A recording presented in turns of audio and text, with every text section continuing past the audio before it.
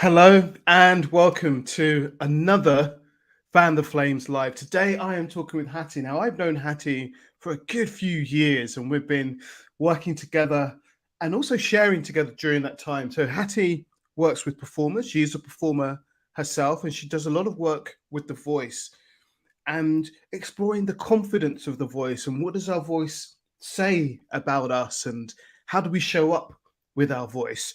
But instead of me introducing her, why don't I allow Hattie to do that herself? Hey, Hattie, how you doing? Hi, Robert. I'm all right. Probably because you'll do a better job. I'm hopeless at introducing myself and telling people what I do because it's so amorphous. And it's like, and also, if I told people what I really do, I'm not sure they'd come and work with me because really, fundamentally what I do is I get people comfortable with their vulnerabilities and their true voice, which is the real gold that we have within us, that idea that actually it's that unique entity that is us, that has all our what we might call flaws in it, that is so beautiful. And that's when, I mean, because you're a trained actor and mime, and that's what people connect with, that's what audiences connect with. It's actually that humanity within us, the bit that we're actually ashamed of. So that's interesting, isn't it? So saying that, how do you introduce yourself? But actually introducing yourself as somebody who works with our vulnerabilities, as somebody who allows us to get in touch with our real voice, our true voice, that inner voice. Because I think part of Fan the Flames is about tapping into that quiet voice that wants to do something big, but we don't kind of allow it the space or the permission, or the fear gets in the way, so we don't do it. But I think our job is to kind of just, as it says, fan that flame, just to ignite that flame, to just give a little bit of energy and attention to whatever that is, so it can grow into what it can become. And I think the voice is like that. This idea, or rather vulnerability is like that. It's when we are allowed to be vulnerable, then we can grow into something so much bigger than when we hide our vulnerability. Absolutely. And I love that, because that fan the flames, because the reason, for a flame needs three things. It needs oxygen, or air, it needs fuel, and it needs heat. It needs all of those three things. And actually, sometimes we suffocate our flame by talking about what we should be doing. We were talking just a minute ago before we came on air, that idea of the pressure of what should I be doing? How should I be doing? What is everybody else doing? I was talking with a friend last night about all this effort to fit in. Yet how do you stand out when you fit in? And it's fit into what? Well, and it's that eternal struggle. You want to be accepted. And Brené Brown talks about that idea. We think we want to be accepted, but actually we want to belong. Yeah. And we want to belong as ourselves. And this whole idea of actually accepting who you are in your entirety is the starting point. I love this, because when I work with singers, I do the life positions thing from the life coaching training that when you trained me all those years ago, where the sort of I'm okay, I'm not okay, you're not okay box, where we tend to vacillate, we tend to swing between the I'm okay, you're not okay, and I'm not okay, you're okay. But actually the place we want to be is I'm okay, you're okay. When I tell singers that, they sort of look at me and I go, you don't want to just be okay, do you? And they go, no, I want to be amazing. Yeah. And it's like, yeah, but actually it's by accepting that you're okay and everyone else is okay, that bizarrely is the point at which you can be amazing. Yeah. I'm doing a piece of work with Elka Edwards, and so I was rereading her book recently, and there was this part where she talks about, when we're really okay with ourselves, when we really accept who we are, then we can go into any situation. And we might not be the expert in that situation, but we can be okay with ourselves in that situation, and to recognize that sometimes it's contextual. So, as a singer, you won't go into heart surgery being okay because that's not what you do, right? But if you're put in front of an audience, then you're going to be okay. So there's something about when we explore our vulnerabilities, it's like, where are we being vulnerable? Are we being vulnerable in the places where we can shine, or are we in the wrong spot? And I recognize that people go, what do you mean by wrong? But I have a sense of what that is. And yet it's so interesting, because actually the reason singers work with me is that there is an audience that they want to be in front of, that they don't feel okay in front of. Whether that, and I've got singers who cross the whole gamut. So obviously there are people who don't feel okay in front of an audition panel. Kind of, yeah, obviously. There are people who don't feel okay in front of an audience. There are people who feel more okay in front of friends and family, and there are people who feel less okay in front of friends and family. Then there are people who can't cope with the classroom setting, in front of their peers and their tutors.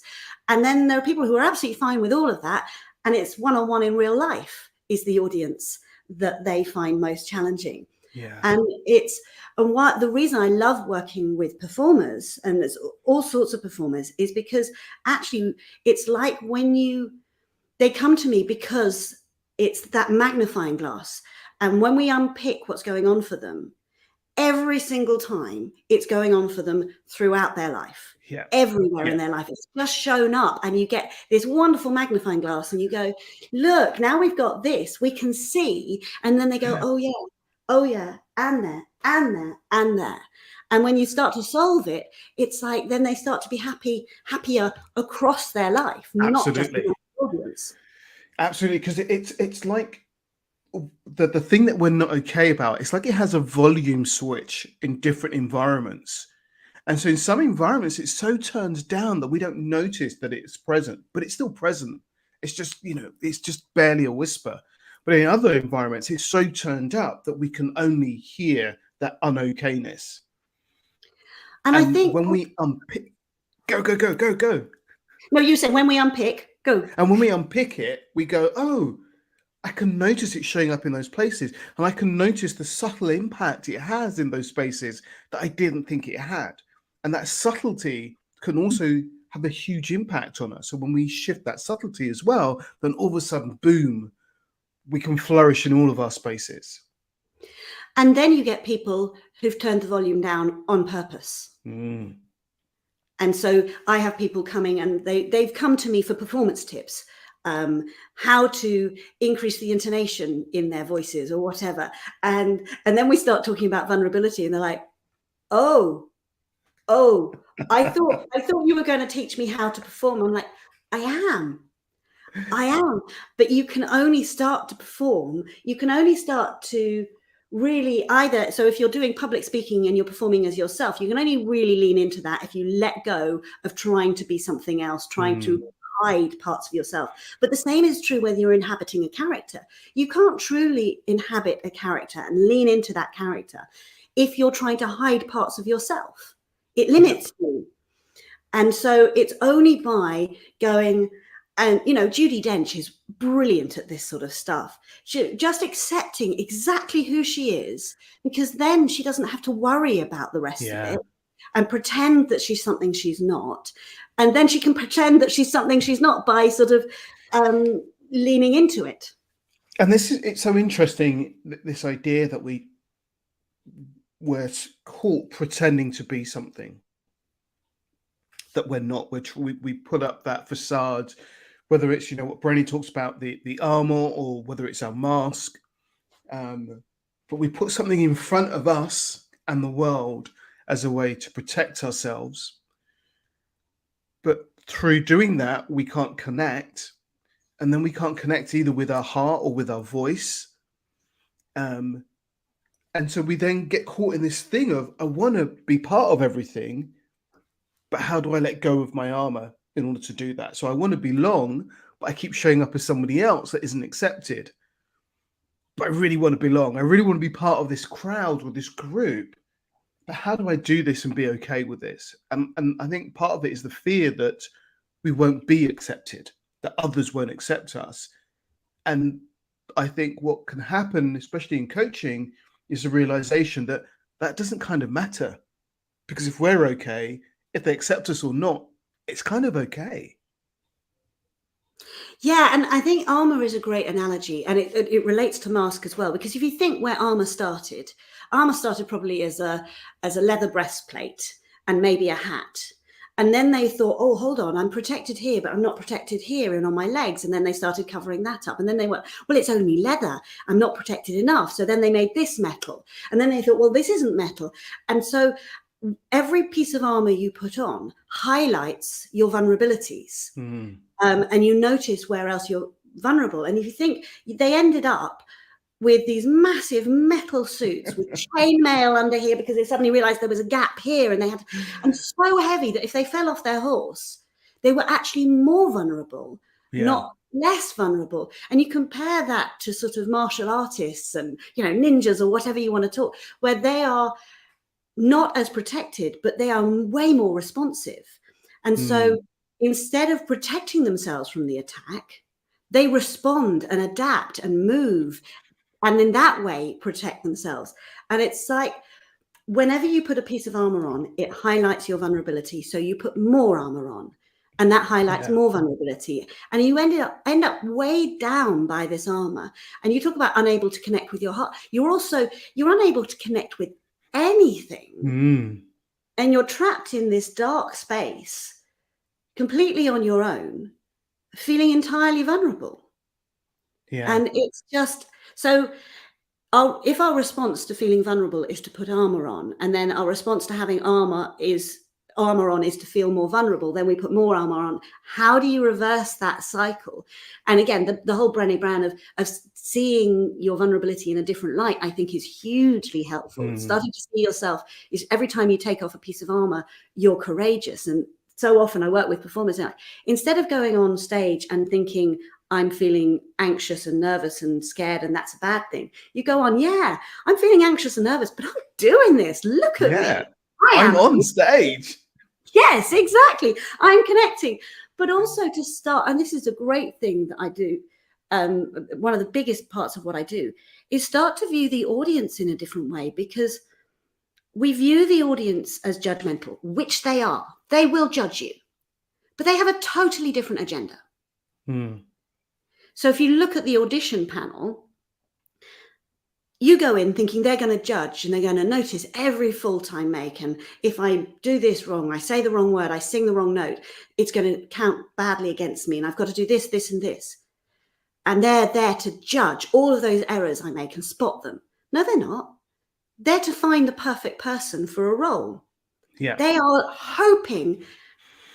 really hoping that you are going to blow them away and be amazing and connected, and the person that they really would love to work with because you're so easy to get along with, and that you're going to smile at them and make their day. And so if you go in going, how do I make their day? It flips it, and you don't need the armor, because you're not thinking about protecting yourself anymore. You're thinking about giving. And it's the same in the coaching space. Once a coach is thinking about themselves and was that the right question, they've totally disconnected from their client's agenda, and they've lost it. That whole idea about how do we be in service of whoever is in front of us, because it kind of shifts where the attention is as well. Because when I go, I'm in service of you, then I don't have to worry about what's happening to me, because it's all about, how is this okay for you?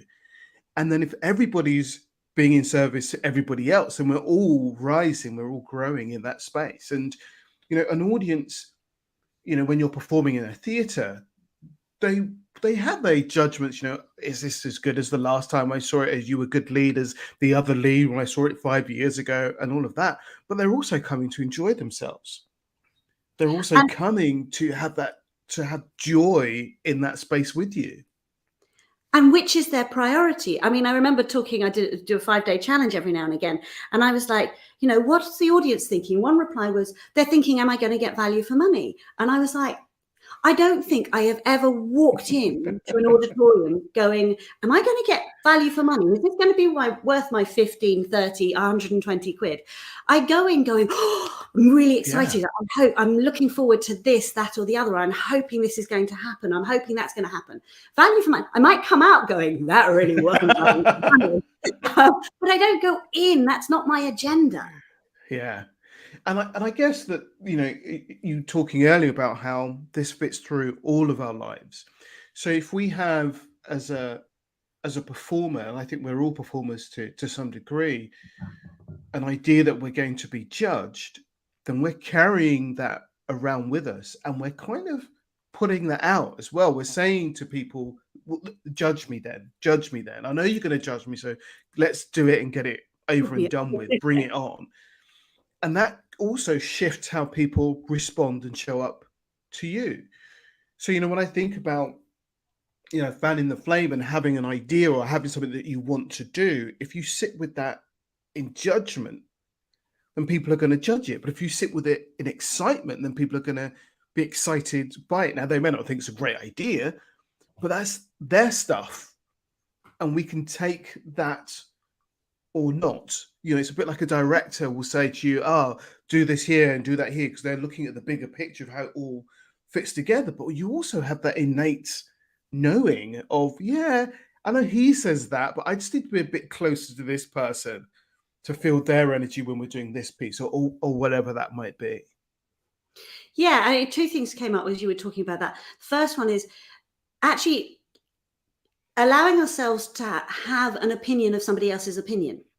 So everyone else is allowed their opinion. It doesn't make them right. In the same way with our inner voice, if we listen to it and it's going, well, that was stupid. Why did you do that? If you go, okay, well, tell me what was stupid about that. And you start to listen. It doesn't mean you're going to go, yeah, the inner voice is right. When you listen to your inner voice, you can still go, yeah, I don't think that's what happened there. I don't think you've got it right. And I've completely forgotten the other thing I was going to say. So let's move on. So I love this idea of, challenging the inner critic. I've got a friend, Stu, who works with us at Ivy House. And when he talks about inner coach and inner critic, he does this lovely piece where he goes, would you live with that inner critic? If they were a flatmate, if they were a physical entity, and you came home and said, I had a bad day and this happened, and they were like, yeah, you probably got it wrong, you were probably rubbish, they hate you, you should probably leave.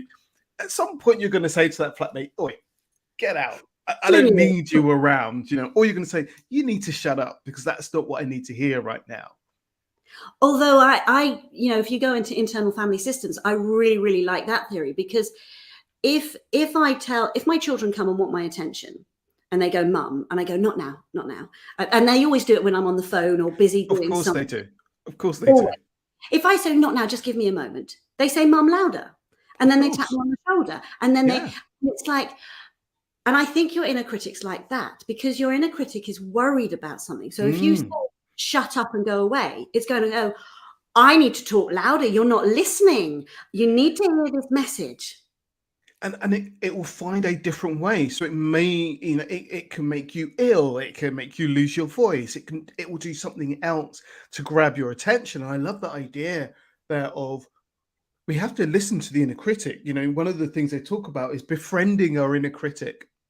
Yes, because that's absolutely. Oh, sorry, carry on. Because they have a message, but they don't always deliver it in the right way. So they're screaming, don't go down there. But what they mean is, be careful. There might be danger there. And it's so coming back to sort of TA and things like that, your inner critic doesn't want you to think.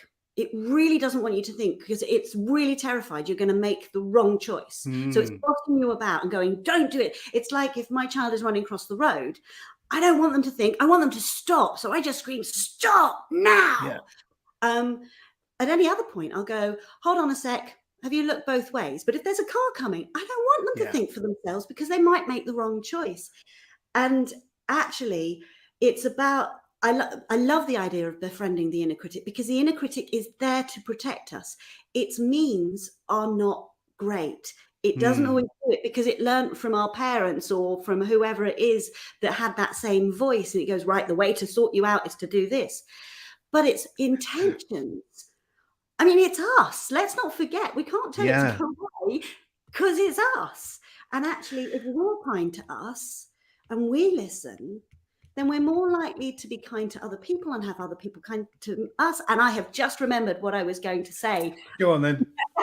You were talking about that idea of your fears, and it affects how you turn up in the space. So when I was training with Animas, one of the fears that my limiting beliefs that turned up was that I'm annoying. Not that I can be annoying sometimes, which I definitely can be. Existentially, I am just annoying. And it was the idea that if I walk into a group and somebody walks away, that's because I'm annoying. If I walk into a group and nobody walks away, that's because they haven't discovered I'm annoying yet. And then I realized that because I had that belief, I was turning up in groups going, when am I going to say something annoying? And then everything I said was slightly awkward and slightly annoying. And it was that whole, as I went through this, I watched this cycle. I was like, oh, so this is a self-fulfilling prophecy. And then I remember going into the playground, which any parents out there, the playground is as bad when you're a grown-up as it is when you're a child. The judgment that you feel, whether it exists, who knows? But I went into a playground, I said hi to a friend, and she was like, oh, hi. And my first thought was, oh gosh, what have I done to offend her? And my second thought was, I've not done anything to offend her. Why is she treating me this way? And luckily, my third thought was a life coach who thought, I went, wonder if she's okay. And I said, hi, Sarah, not her name. I said, hi, Sarah, is everything okay? And she went, no, I've got to do this. I've got to write an essay. The PTA are on my back about this. And one of my kids is sick.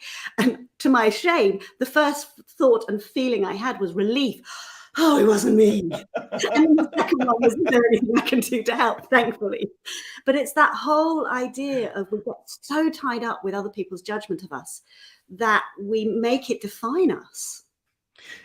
And it also limits us. It reduces us. We're so concerned about, what are people going to, so for your, the example you were giving about people walking away, we become so defined by stopping people walking away. That becomes our agenda.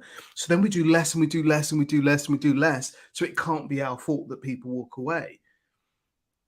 And that closes us down. And we start holding on to them. So they want to go because we're desperately feeling needy and holding on to them. And they're going, oh, no, too much. Yeah. And when we can get to that place of going, do you know what, if they walk away, there's going to be a reason. And that reason might be to do with me, but it might be to do with a million different other things, like they've got to get ready for their presentation or whatever that might be. But when we're caught in that critic and that constant battering of the self, everything becomes our fault, everything becomes our wrongdoing, and it's crippling. And it can take a real shift to get us out of that, or a real recognition that, wait, I'm thinking all of this stuff and I have no idea if any of this thought is true. And for me, that real shift. So I think the shift isn't complicated and it's not per se hard. It's just really frightening because the shift involves trust and kindness. And I believe this is the cure for everything. Kindness is the cure for everything. And it starts with being kind to ourselves. So first of all, instead of going, you idiot, you're creating this situation again. Stop it. So piling on the shame onto the shame, going, oh, you're doing your thing again. Is that because you're feeling vulnerable? What are you feeling vulnerable about? What? Oh, yeah. I was having a tough time at home, and I went to my choir, and I was sitting there going, everybody finds me annoying. See, the limiting belief comes up again. When you feel vulnerable, everyone finds me annoying. Look, she's looking at me. She never talks to me. He doesn't do this. They're not talking to me. Somebody came up and tried to talk to me. I was like, no, just didn't want to talk to her. And sitting there in my own world. And then I suddenly went, you're doing your thing, Hat. Hattie, what's going on? Oh, that's because something happened and you're feeling vulnerable. Now you're doing that thing where you think everyone finds you annoying. Why don't you try something? Just try something different. All with kindness and understanding, none of that criticism. Why don't you just try talking to somebody? And I'd turn to the person to my left and I talked to her. And at the end of the conversation, she said, I always love talking to you. I always leave your conversations feeling better and happier. And I was like, oh, maybe I was wrong. And it's like, and I was the one creating it. And the person I hadn't spoken to before, I went and reached out to her. And the more I reached out, the whole Johann Hari idea of, when you most want to go into yourself, that's when you reach out to other people. So true. So I reached out, and it was like, but it started with kindness. It started with noticing and going, you're not feeling okay, just as you would with a child. You're not feeling okay. What's up? Yeah. What can we do? How can we help you? And I think the kinder you are to yourself, the more kind and understanding you are to other people. And then if we take this back to things like the audition panel, if you walk into an audition panel wanting to be kind to the panel, wanting to be nice and make their day, make them smile, and treating them as human beings, and removing that hierarchy of they're up here and you're down there, and getting back to the I'm okay, you're okay. And that, singers want to be up here, but then they view the audition panel as up there. And actually, if they were both there, that's when the magic happens. And you're kind to them and they're kinder to you, or maybe they're not. But my favorite quote of all time, and I do not know where this comes from, and it's slightly ruder than this, but the sooner we learn that our responses to other people's responses to us say more about their stuff than our stuff, the happier we will be. The inverse is also true. The sooner we realize that our responses to other people says more about our stuff than their stuff, the happier we will be. And it's working out whose stuff is whose. and as you were talking about, I wrote down the word remembering. I think that part of the challenge of this, or the hard bit, is to remember that actually, what am I thinking here? What's happened to me just before this that's causing this behavior, so that we can notice what's happening. Because I often say, oh, you're doing that thing again, Rob, where you're being a bit quiet, or you're being a bit of an outsider. And then I go, oh, are you okay here? Do you want to get involved here? Or are you enjoying watching? And it's kind of just remembering, oh, you feel a bit vulnerable. You feel like you don't quite fit in. And when you remember that, then you can make a choice about how you are with it. And you're talking about kindness, and I often think of it as loving as well. When we're loving to ourselves and we're loving to groups, then it kind of just works out, even if it doesn't work out. So, I haven't done an audition for years, but when I went into auditions, just happy to be there and just like chatting away and in that kind of loving kindness, happy energy, even if I didn't get that job, I know that I would get another job, because they would go, do you remember that guy that made us feel good? Let's get him in to do this thing over here. So I remember getting work and going, why did I get that job? And people going, oh yeah, because we saw you over there. We liked how you were. We thought we'd want some of that energy over here, so we brought you over here. And it's like, oh, okay. So how we're showing up is creating what we get, as well as the skill that we have. Yeah, and I think the remembering, for me, that's probably the work you put in. Because for me, that's the neural pathway you're building. You have this neural pathway that when this happens, your limbic system goes in and it does this. And it does this to protect you. And it doesn't protect you because it puts on armor, or it lashes out, or whatever it is. It does this thing which is messing up your life. The hard bit is just the repetition. And, as singers will tell you, the amount of repetition you have to do to get something into your bones is huge. Talk about the 10,000 hours, and that's 10,000 hours of expert practice and tuition. Yeah. And actually, it's like just every time you miss it, going back and going, oh, look, I missed that. I missed being kind to myself there. What could I have done? And then when you catch it, when you do that CBC moment where you get in between your thought and then your emotion and your reaction, you get in there and you go, okay. And it's like reinforcing it and building that muscle, building that neural pathway of kindness and being, and I love the word loving, because that goes back to that idea of unconditional positive regard. We as coaches have unconditional positive regard for the person sitting opposite us. The question is, do we have it for ourselves? And we know what the answer to that is. I'm working on it. I'm working on it. And you know, I was thinking there about feedback and reflection and gratitude, and how, you know, when we're working on stuff, how do we create the feedback loop so we can see, oh, I didn't do that how I wanted to, right? What do I need to work on there? How do I develop that? How do I spend time reflecting on myself in a kind, loving way? I remember when I used to do coaches' recordings, and I used to say, if you're going to listen to your recording of yourself as a coach, do it like you would to a friend that you really care for, because that attitude shifts how you're hearing yourself. Yeah, and I talk about the wise, kind friend, because both those words are really important, because otherwise you'll find yourself heading into smothering parent, where you go, just lie on the sofa. Well, that was all right. It wasn't that bad. You were fine.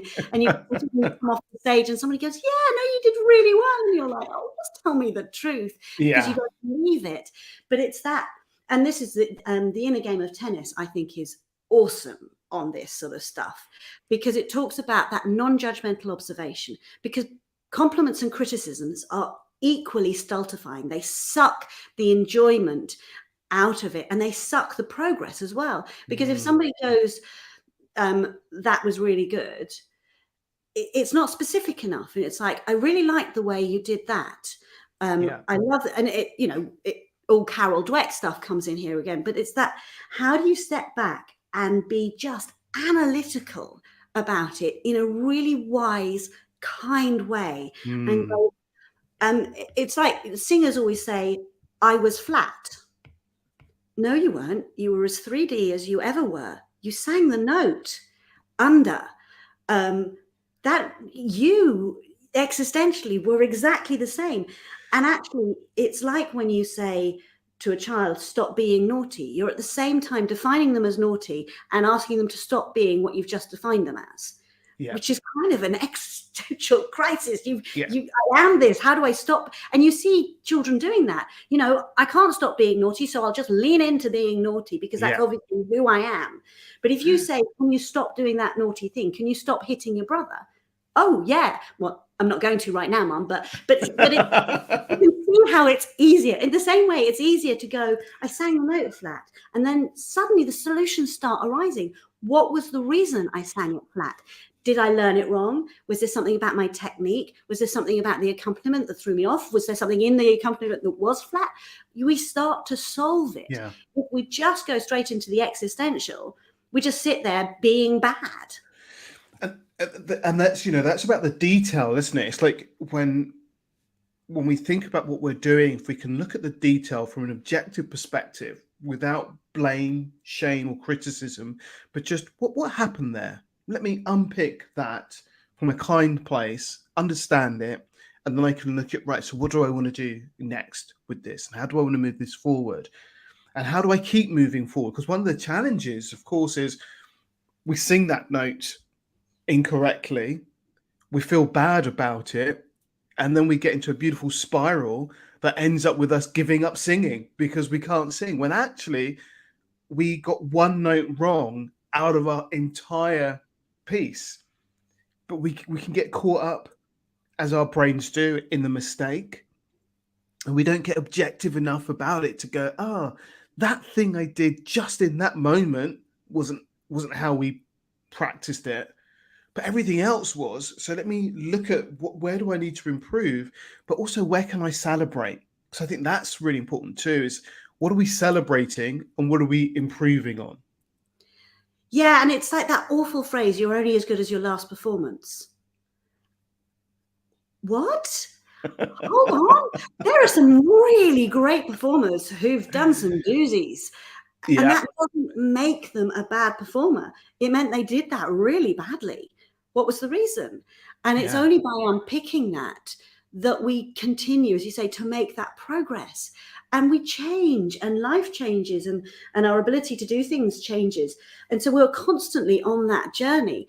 And often singers will feel that way. They will, and performers will go, I'm only as good as my last performance. So I'm only as good as this performance I'm doing now. Oh my goodness, this performance defines me as a singer. Yeah. So if I do this badly, I'm a bad singer. If I do it well, I'm a good singer, or at least for the 30 seconds until I start pulling it apart again.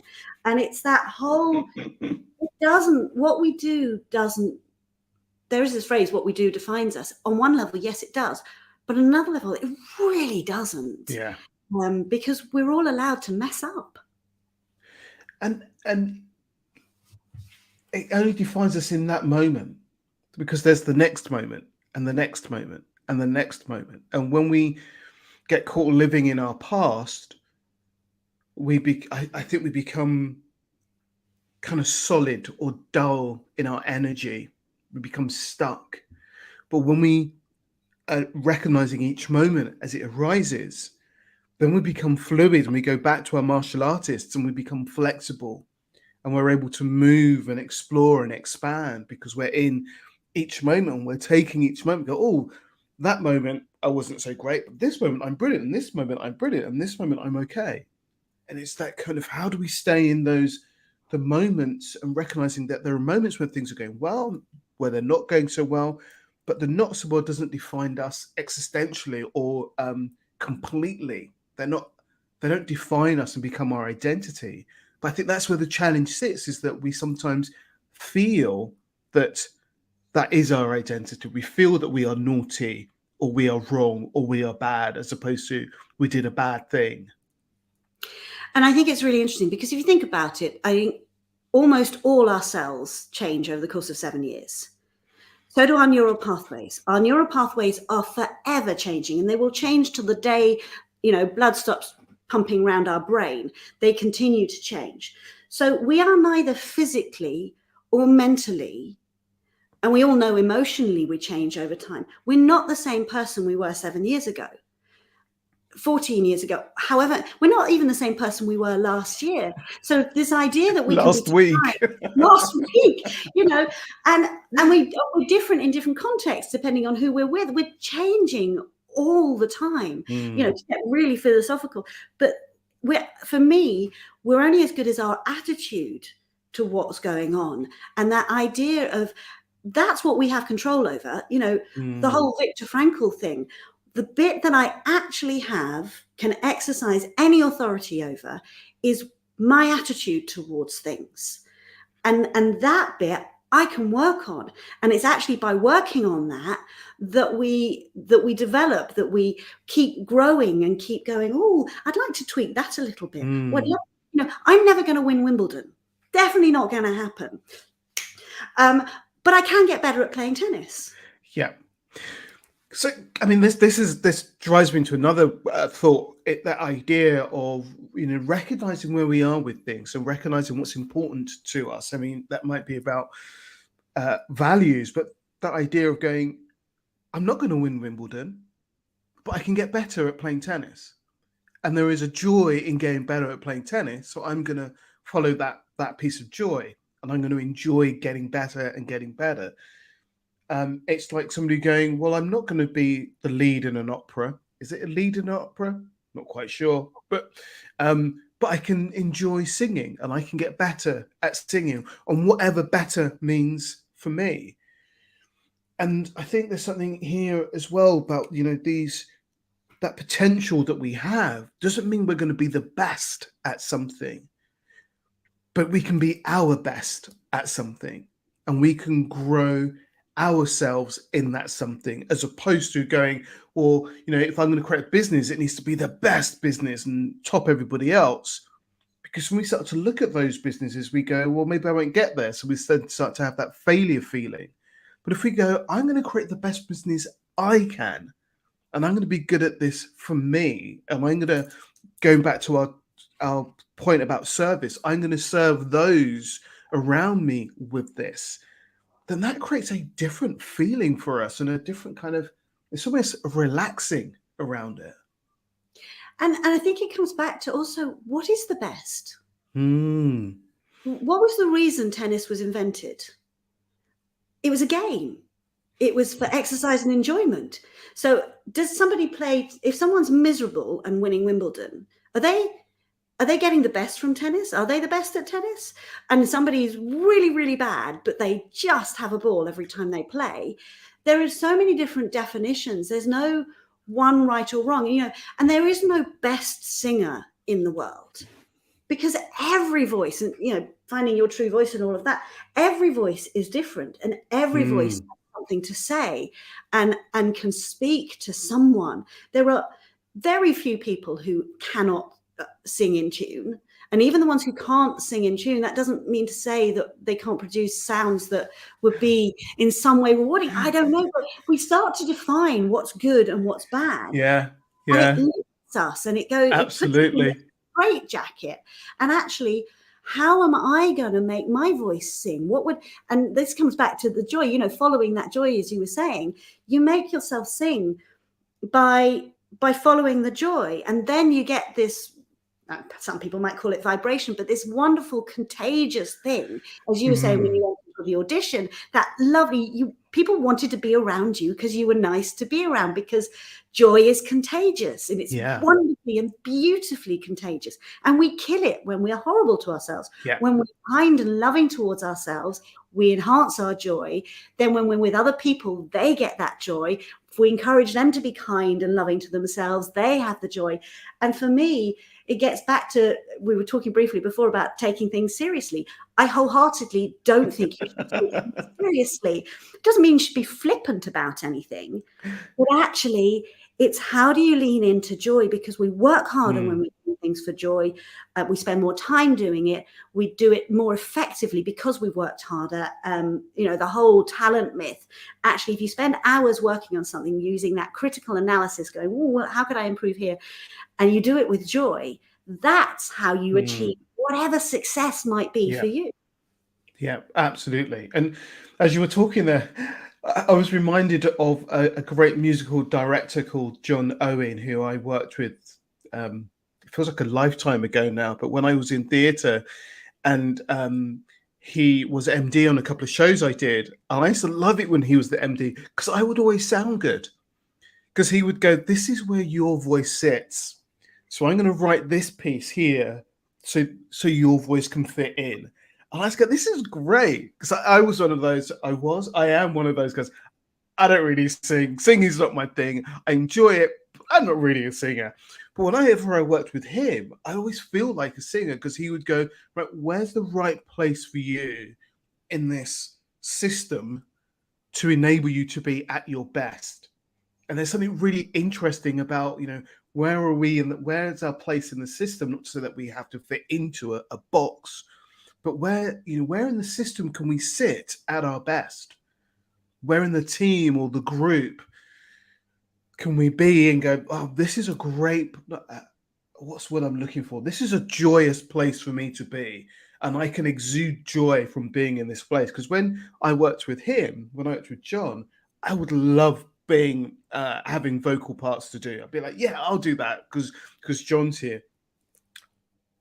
I remember working with somebody else, and they said, maybe you should just not sing. Maybe if you could just not if you just pretend to sing, instead of going, how do I help you become a great singer? They were much more in the, why don't we just, and it's really interesting the influence that those two people had on me, and going back to joy is contagious, the influence we have on others when we are in that joyful place. And it's really interesting. There was fixed mindset stuff going on in there. I'm not a, hold on, clearly you are, because there was a point at which, and that for me is the spark. You fan that flame if you want to. You don't have to want to. You have a choice. But if that made you feel joyful, then that's the point at which you expand your voice. You clearly are a singer. And the person who said, don't sing, it's like, okay, that is a really shortcut solution. Yeah, and it's easy for them, isn't it? We just turn that off instead of going, how do we work with this? I mean, that's the beauty of coaching. As we go, how do we work with this? Let's explore this and see where it takes us, as opposed to, oh, don't do that then.